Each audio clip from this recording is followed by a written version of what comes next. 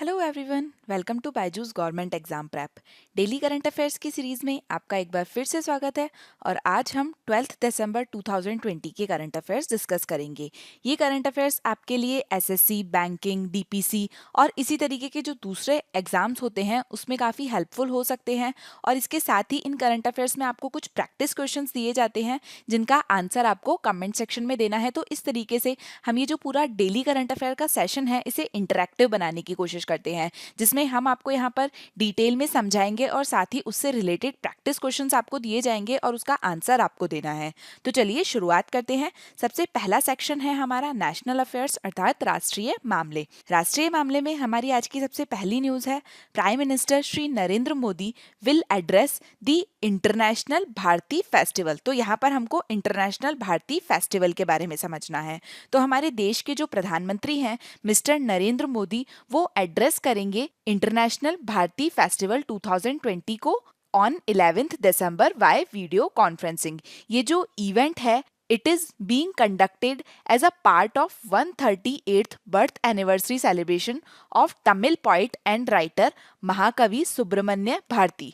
तो ये जो कार्यक्रम है ये तमिल कवि और लेखक, आपको याद रखना है कि तमिल कवि और लेखक हैं महाकवि सुब्रमण्य भारती, उनकी 138वीं जयंती के अवसर के हिस्से के रूप में इसे आयोजित किया जा रहा है। इसके साथ ही Tamil Nadu minister of Tamil official language and Tamil camel culture and archaeology के Pandiya Rajan would also address the festival.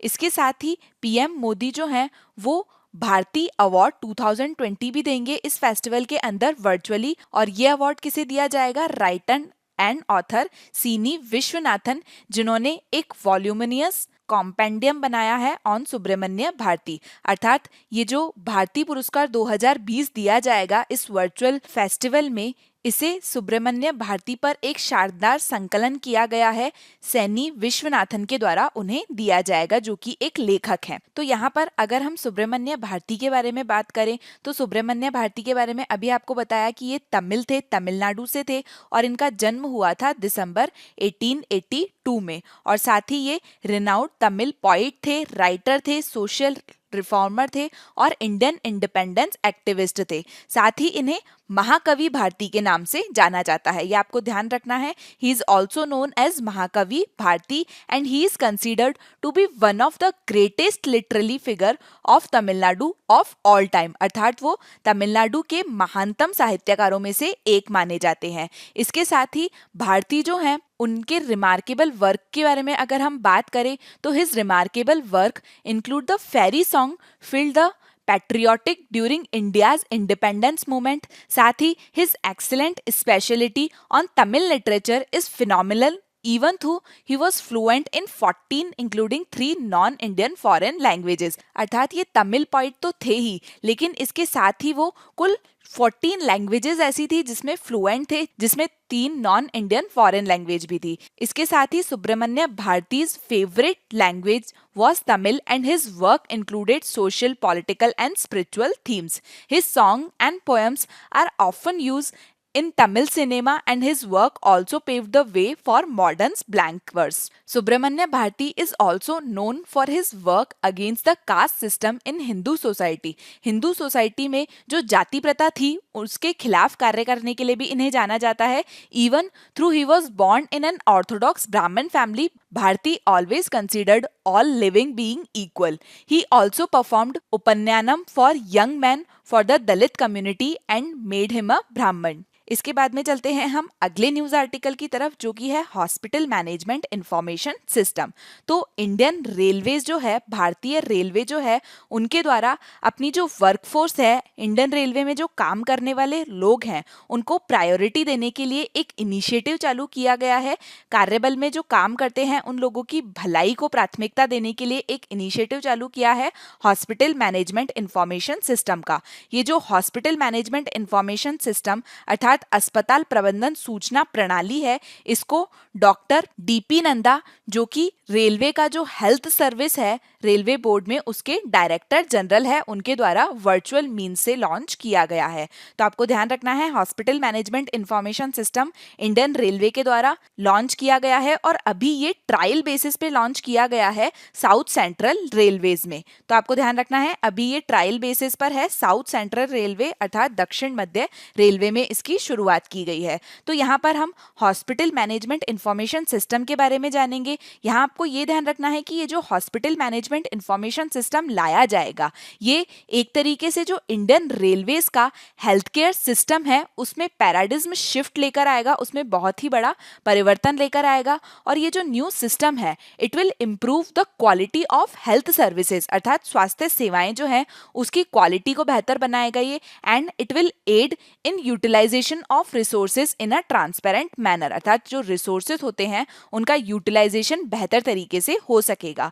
Patients waiting time and hospital will be minimized and medical report will be available to team of doctor at all the times, अर्थात जो patient का waiting time होता है hospital में वो कम होगा इस system के चलते, और इसके साथ ही जो मेडिकल रिपोर्ट है पेशेंट का वो जो डॉक्टर्स की पूरी टीम है उन्हें हर समय मौजूद होगा, जिससे वो अच्छे से इलाज कर पाएंगे। तो यहाँ पर अगर हम hospital management information system Indian railways के बारे में बात करें तो ये जो सिस्टम है सबसे पहले आपको ध्यान रखना है कि इसे इंडियन रेलवेज ने रेलटेल कॉरपोरेशन लिमिटेड के साथ में कोऑर्डिनेशन करके बनाया है।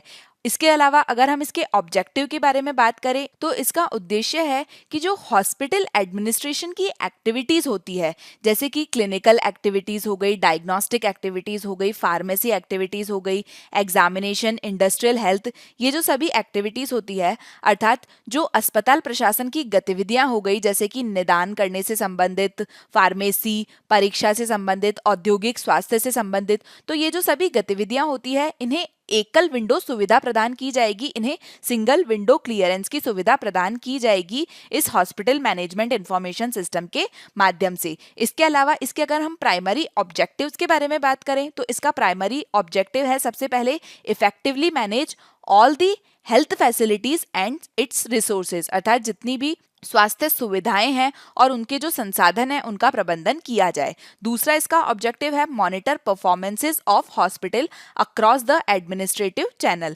अर्थात प्रशासनिक चैनल में अस्पतालों का जो प्रदर्शन है उस पर नजर रखना। इसके अलावा है impart quality health care service to its beneficiaries, अर्थात इसके जो लाभार्थी हैं उनको गुणवत्तापूर्ण स्वास्थ्य सेवा देखभाल मुहैया कराना। इसके अलावा इसका ऑब्जेक्टिव है improve the patient turn around time, अर्थात पेशेंट का टर्न अराउंड टाइम जो है उसे बेहतर करना। जनरेट एंड मेंटेन ईएमआर, अर्थात electronic medical record for all the patient, अर्थात जितने भी पेशेंट हैं उनके लिए मेडिकल रिकॉर्ड बनाना, ताकि वो जो रिकॉर्ड है वो हर समय हर डॉक्टर के पास में उपलब्ध हो सके और वो जो पेशेंट है उसका इलाज बेहतर तरीके से कर सके। तो अभी जो HMIS है उसमें 3 मॉड्यूल्स हैं। पहला है रजिस्ट्रेशन, दूसरा है OPD डॉक्टर डेस्क और तीसरा है फार्मेसी, अर्थात ये जो 3 मॉड्यूल है इसमें है पंजीकरण, OPD डॉक्टर डेस्क और फार्मेसी। इस 3 में से लागू किया गया है। These 3 modules are going to be implemented on trial basis at Central Hospital, Lallagoda, and will progressively be implemented across all health units over SCR South Central Railways।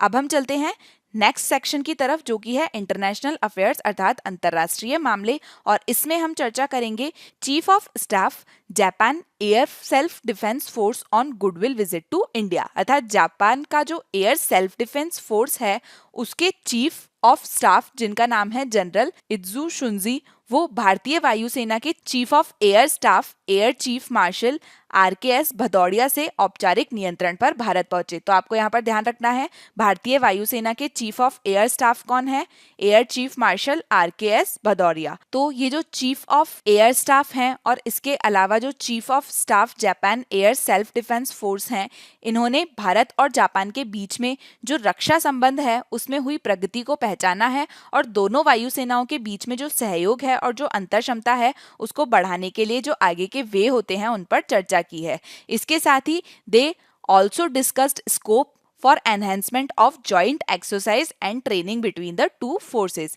इसके साथ ही a broader corporation for strengthening collective response to humanitarian assistance and disaster relief contingency was also discussed। अब हम चलते हैं next section की तरफ, जो कि है various national and international personalities in news, अर्थात समाचार में जो विभिन्न राष्ट्रीय और अंतर्राष्ट्रीय व्यक्तित्व रहे हैं उनके बारे में हम चर्चा करेंगे।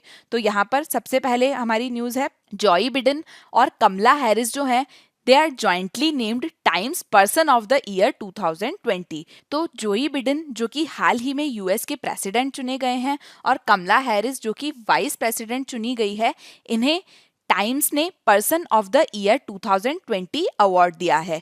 US president elect Joe Biden and vice president elect Kamala has been jointly named Time magazine 2020 person of the year. Time magazine जो है ये एनुअल लिस्ट हर साल रिलीज कर रहा है 1927 से, और इसमें एक पर्सन या एक ऑर्गेनाइजेशन को रिकॉग्नाइज किया जाता है जिन्होंने पूरे साल न्यूज को अफेक्ट किया या फिर इम्पैक्ट किया in the country and world the most, चाहे उन्होंने फॉर बेटर इम्पैक्ट किया हो या फिर वर्स्ट में कंट्री को या फिर पूरे वर्ल्ड को इम्पैक्ट किया हो ड्यूरिंग द कैलेंडर ईयर। अर्थात अगर 2020 की लिस्ट आई है तो जो 2020 का साल है उसमें जिन्होंने भी देश को या फिर विश्व को प्रभावित किया है, चाहे वो फॉर बेटर हो चाहे फॉर वर्स्ट हो, उनके नाम ये person of the year award दिया जाता है। इसके साथ ही टाइम्स मैगजीन ने entertainer of the year award दिया है बीटीएस को, अर्थात जो बीटीएस है जो कि एक कोरियन पॉप ग्रुप है, पॉप म्यूजिक का एक ग्रुप है बीटीएस, उसे टाइम मैगजीन ने एंटरटेनर ऑफ ईयर चुना है, और बास्केटबॉल स्टार लिब्रॉन जेम्स को एथलीट ऑफ द ईयर चुना गया है। इसके बाद में हम चलते हैं नेक्स्ट न्यूज की तरफ, जो कि है 50 Asian celebrities in the world list 2020 से संबंधित। तो सोनू सूद जो है जो कि बॉलीवुड एक्टर हैं एक, उन्होंने टॉप किया है 50 Asian celebrities in the world list 2020। तो सबसे पहले आपको पता होना चाहिए कि ये 50 Asian celebrities in the world list 2020 जो है ये किसके द्वारा लाई गई है, तो it is published by UK based eastern I newspaper. UK आधारित ईस्टर्न आई न्यूज़पेपर के द्वारा ये लिस्ट प्रकाशित की गई है। ये first of its kind 50 Asian celebrities in the year 2020 list है, जिसमें इंडियन एक्टर सोनू सूद ने टॉप किया है। तो सोनू सूद जो है वो 47 year old talented Bollywood star हैं, और उन्हें ये ऑनर दिया गया है उनके द्वारा कोविड-19 पैंडेमिक के टाइम में जो इंस्पायरिंग फिलैंथ्रोपिक वर्क किया गया उसके चलते, और साथ ही इन्होंने स्पेशली जो माइग्रेंट वर्कर्स की हेल्प की है उनको घर पहुंचाने में, उनको होम टाउन पहुंचाने में, उसके चलते उन्हें ये अवार्ड दिया गया है। सोनू सूद जो है उन्होंने ग्लोबल स्टार्स को बीट कर दिया इसमें, जिसमें हॉलीवुड स्टार्स शामिल थे, म्यूजिक इंडस्ट्री के स्टार शामिल थे, टेलीविजन के, लिटरेचर के और सोशल मीडिया के स्टार शामिल थे, and then he named the number 1 Asian celebrity on the planet for 2020। इसके अलावा इस लिस्ट में और कौन कौन रहा उनके बारे में बात करें तो जो कैनेडियन यूट्यूबर और सोशल मीडिया स्टार और कॉमेडियन एंड टीवी पर्सनैलिटी है lily Singh, she came in second for her path-breaking journey, remarkable output and entertaining audience most when they needed it। अर्थात जब दर्शकों को एंटरटेनमेंट की जरूरत थी उस टाइम उन्हें एंटरटेनमेंट देने के लिए लिली सिंह जो है उन्हें सेकंड रैंक पर रखा गया है। इसके अलावा इंडियन सिंगर अरमान मलिक जो हैं वो 5th आए हैं for his immense musical output that included barrier breaking English language songs. इसके अलावा प्रियंका चोपड़ा जोनस को 6th प्लेस पर रखा गया है, and she remains the most famous Indian star in the world, while the rest of top 10 include pan India star Prabhas. Prabhas जो है वो 7th नंबर पर आए हैं जो कि पैन इंडिया स्टार है। इसके बाद में अब हम चलेंगे नेक्स्ट सेक्शन की तरफ, जो कि है banking and finance related news, अर्थात बैंकिंग और वित्त संबंधी समाचार। और इसमें हम चर्चा करेंगे RBI cancels licence of Maharashtra based Karak Janata सहकारी बैंक। तो आरबीआई जो है उन्होंने एक बैंक का लाइसेंस कैंसिल कर दिया है। ये बैंक महाराष्ट्र बेस्ड है और इस बैंक का नाम है कारक जनता सहकारी बैंक। अगर हम इसका रीजन देखें कि इन्होंने इसका लाइसेंस कैंसिल क्यों किया है, तो the bank does not have adequate capital and earning prospect, अर्थात ये जो बैंक था इसके पास में पर्याप्त पूंजी और कमाई की संभावना नहीं है। इसके चलते महाराष्ट्र में कराड़ जनता सहकारी बैंक लिमिटेड का जो लाइसेंस है वो रद्द कर दिया गया है। जैसे ये जो बैंक है ये विनियमन अधिनियम 1949 जो है अर्थात बैंकिंग रेगुलेशन एक्ट 1949 जो है इसे कंप्लाई नहीं करता है, इसका पालन नहीं करता है। More than 99% of the depositors of the bank will get full payment of their deposit from the deposit insurance and credit guarantee corporation, अर्थात इस बैंक के जो जमाकर्ता हैं उसमें से 99% जमाकर्ताओं को अपना जो डिपॉजिट है वो मिल जाएगा deposit insurance and credit guarantee corporation के द्वारा। इसके अलावा बैंक की लाइसेंस कैंसिल करने के साथ में और जब लिक्विडेशन प्रोसेस स्टार्ट होगा तो उस समय ये जो डिपॉजिटर्स हैं उनको भी अपनी मनी वापस देने का प्रोसेस स्टार्ट कर दिया जाएगा। साथ ही जो लिक्विडेशन होगा उसमें ये बोला जा रहा है that every depositor is entitle to repayment of their deposit up to 5 lakh, अर्थात जितने भी जमा करता है उनको अप टू 5 लाख रुपीस तक का अपना जो पेमेंट है वो वापस दिया जाएगा, वो उसके लिए एंटाइटल्ड है फ्रॉम DICGC अर्थात deposit insurance and credit guarantee corporation के द्वारा 5 लाख रुपए तक की जो जमा राशि है वो वापस दी जाएगी। After cancellation of licence from the close of a business hour on December 7, the bank cannot work anymore, which include taking deposit and repaying deposit। अब हम चलते हैं नेक्स्ट सेक्शन की तरफ जो कि है बुक्स एंड अवार्ड्स, और इसमें हम चर्चा करेंगे 2020 Ramanujan prize for young mathematicians. तो यहाँ पर हम सबसे पहले रामानुजन के बारे में बात करते हैं कि रामानुजन कौन थे। रामानुजन जो हैं उनका जन्म हुआ था 22 दिसंबर 1887 को तमिलनाडु में, और इनकी शॉर्ट लाइफ में जब ये 32 वर्ष की उम्र में ही इनकी डेथ हो गई थी 1920 में, तो इतनी शॉर्ट लाइफ में रामानुजन जो है he had a wealth of ideas that have transformed and reshaped 20th century mathematics, अर्थात इनके पास में इतने आइडियाज थे जिन्होंने 20वीं सदी की जो मैथमेटिक्स है उसको बदल दिया। Without any formal training in pure mathematics he contributed to number theory, infinite series and mathematical analysis. His idea continued to shape mathematics of the 21st century. He also discovered his own theorem and complied as many as 3,900 mathematical result and equation independently. तो इन्हीं के नाम पर ये जो Ramanujan prize है ये दिया जाता है। तो 2020 का जो रामानुजन प्राइज है फॉर यंग मैथमेटिशियंस वो दिया गया है कैरोलिना अरूजो को।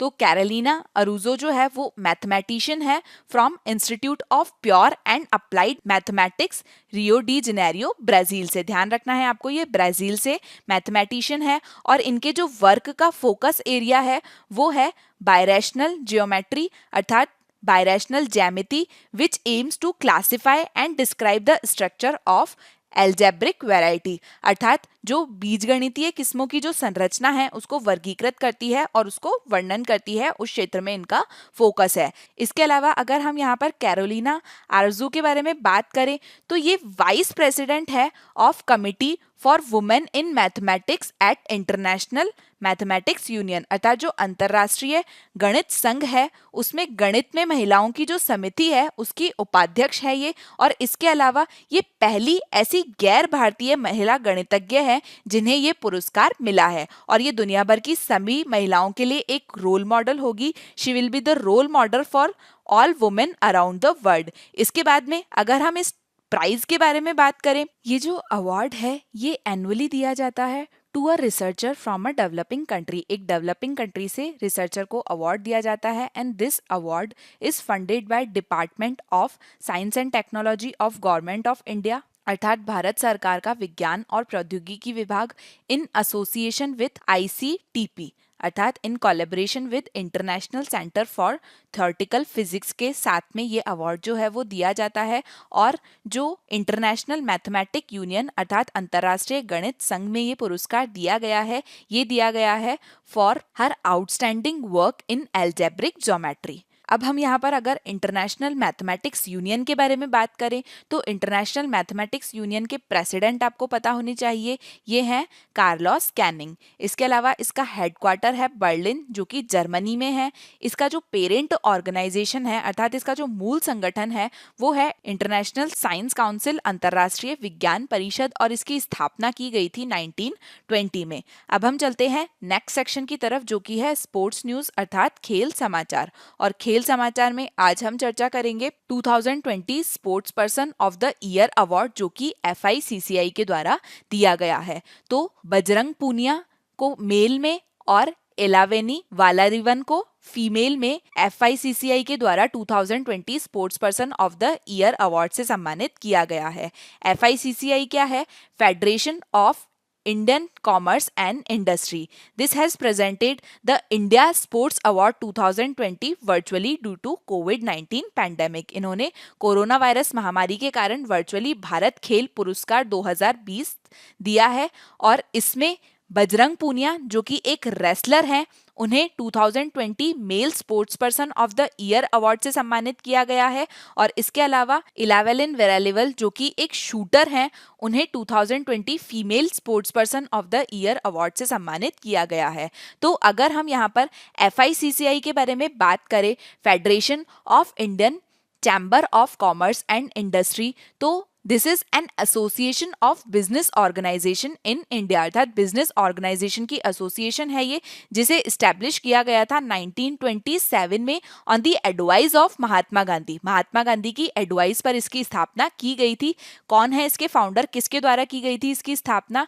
GD बिरला और पुरुषोत्तम दास ठाकुरदास के द्वारा। तो आपको इसके फाउंडर्स के नाम भी पता होने चाहिए। इसके अलावा it is the largest oldest and apex business organization in India and it is a non-government non-profit organization जो आपको ध्यान रखना है। अब हम चलेंगे नेक्स्ट सेक्शन की तरफ जो कि है इम्पॉर्टेंट डेज अर्थात महत्वपूर्ण दिवस, और इसमें हम चर्चा करेंगे international universal health coverage day अर्थात अंतर्राष्ट्रीय सार्वभौमिक स्वास्थ्य कवरेज दिवस की, जो कि हर साल 12 दिसंबर को मनाया जाता है। ये एक यूनाइटेड नेशंस के द्वारा रिकॉग्नाइज्ड इंटरनेशनल डे है अर्थात संयुक्त राष्ट्र के द्वारा घोषित एक अंतर्राष्ट्रीय दिवस है और इसे हर साल 12 दिसंबर को मनाया जाता है, ये आपको ध्यान रखना है।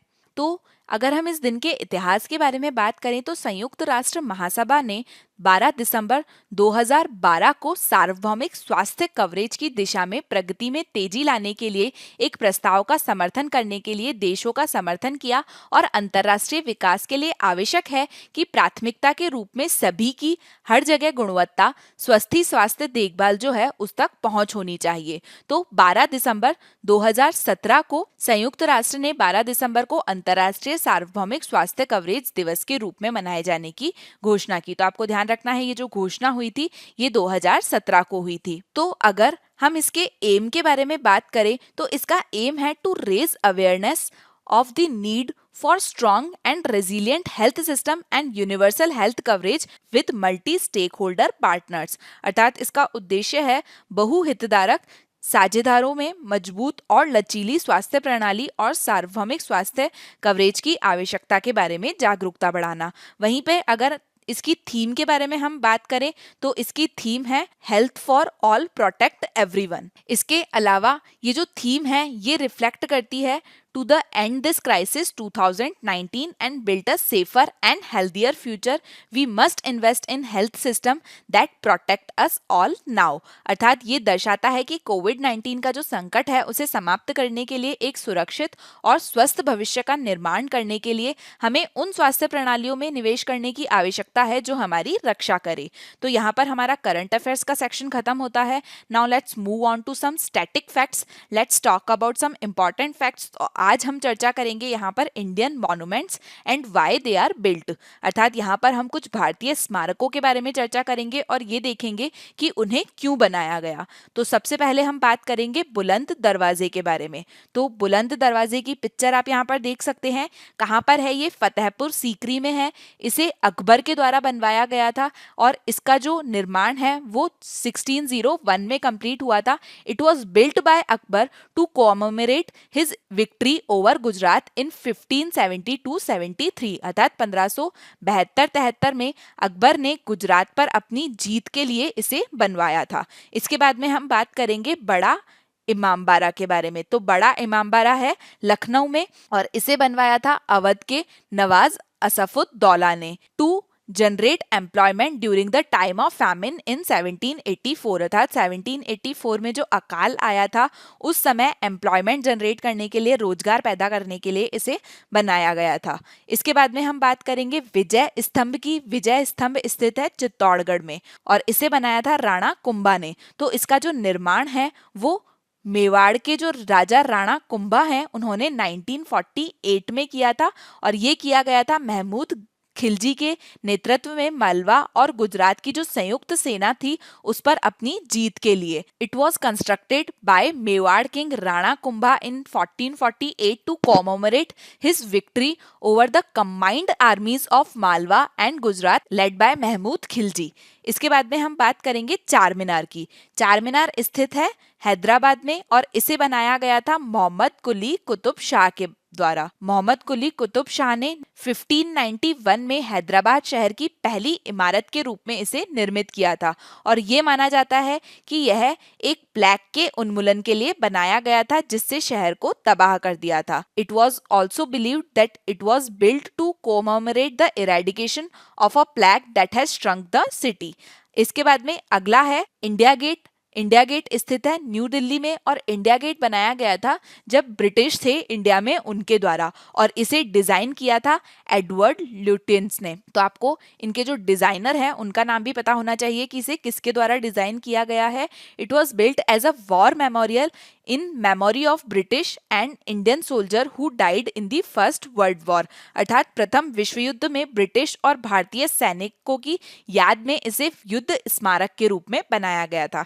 इसके बाद हम बात करेंगे गेटवे ऑफ इंडिया की जो कि मुंबई में स्थित है और ये ब्रिटिश इंडिया में बनाया गया था। It was designed by George Wittet और ये जो स्ट्रक्चर है it was erected to commemorate the landing of king George V and queen Mary at Apollo Bunder when they visited India in 1911। इसके बाद में अब हम चर्चा करेंगे विक्टोरिया मेमोरियल की। तो विक्टोरिया मेमोरियल है कोलकाता में और ये भी ब्रिटिश इंडिया में बनाया गया था and it was designed by William Emerson. It was built in memory of queen Victoria who died in 1901 अर्थात रानी विक्टोरिया की याद में इसे मनाया गया था जिनकी मृत्यु 1901 में हुई थी और ये जो स्मारक है ये 1921 में बनकर तैयार हुआ था। इसके बाद में हमारा यहाँ पर आज का डिस्कशन खत्म होता है और अब हम कुछ प्रैक्टिस क्वेश्चंस डिस्कस करेंगे जिसका आंसर आपको कमेंट सेक्शन में देना है। तो चलिए शुरुआत करते हैं। ये जो प्रैक्टिस क्वेश्चन है ये सभी आज के करंट अफेयर से ही रिलेटेड है। सबसे पहला क्वेश्चन है name the winner of 2020 FICCI male sports person of the year. साल के 2020 FICCI मेल स्पोर्ट्स पर्सन के विजेता का नाम बताइए। सुशील कुमार, योगेश्वर दत्त, बजरंग पुनिया या राहुल अवारे। दूसरा है Who has been named as Time 2020 Person of the Year? Time 2020 person of the year के रूप में किसे नामित किया गया है? Boris Johnson, Jacinda Ardern, Donald Trump या Joe Biden and Kamala Harris. अगला है the international universal health coverage day is observed every year on. अंतर्राष्ट्रीय सार्वभौमिक स्वास्थ्य कवरेज दिवस प्रतिवर्ष किस दिन मनाया जाता है? 11th December, second Saturday of December, 12th December या सेकेंड फ्राइडे ऑफ दिसंबर। अगला क्वेश्चन है who has been awarded with the 2020 Ramanujan prize for young mathematicians. युवा गणितज्ञों के लिए 2020 रामानुजन पुरस्कार से किसे सम्मानित किया गया है? रितब्रत मुंशी को, कैरोलिना अरुजो को, मैगुल वॉल्श को या फिर मार्सेलो वियना को। अगला है The International Bharti Festival 2020 was held to celebrate the 138th birth anniversary of Mahakavi Subramanya Bharati, who was an eminent writer, poet and journalist from which state? Kerala, Tamil Nadu, Orissa या आंध्र प्रदेश। अगला है who has been conferred with the 2020 Female Sports Person of the Year Award by FICCI? FICCI के द्वारा 2020 महिला sports person of the year पुरस्कार से किसे सम्मानित किया गया है? अपूर्वी चंदेला, एलावेनी वेलरवन, अर्जुन मौदगिल या मनु भास्कर को। अगला है name the celebrity who has topped the 50 Asian celebrities in the World 2020 list of UK based Eastern Eye newspaper. उस सेलिब्रिटी का नाम बताइए जिसे यूके स्थित ईस्टर्न आई अखबार की 50 Asian celebrity in the world 2020 सूची में शीर्ष स्थान हासिल किया है। अमिताभ बच्चन, प्रियंका चोपड़ा, सोनू सूद या Armaan Malik.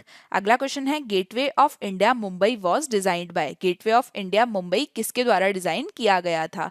George Wittet, Edward Lutyens, William Emerson या फिर लॉरेंस विल्फ्रेड बेकर। तो यहाँ पर हमारा आज का डिस्कशन खत्म होता है। Thank you so much for today's discussion.